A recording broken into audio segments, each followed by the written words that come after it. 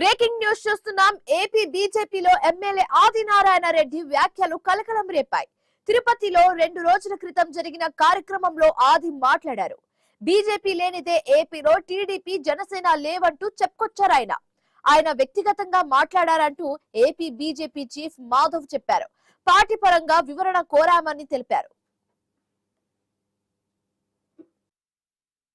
ఆదినారాయణ రెడ్డి గారు ఏ విషయాలైతే మాట్లాడారో ఆ విషయాల్లో ఏ మాటను కూడా మేము ఏకీభవించడం లేదు.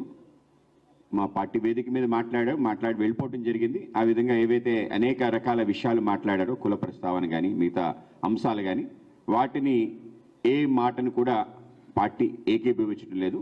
ఆయన వ్యక్తిగత హోదాలో ఆయన మాట్లాడటం జరిగింది. తప్పనిసరిగా పార్టీ కూడా వాటి వివరాలు అడిగి తగిన విధంగా ముందుకెళ్తాం.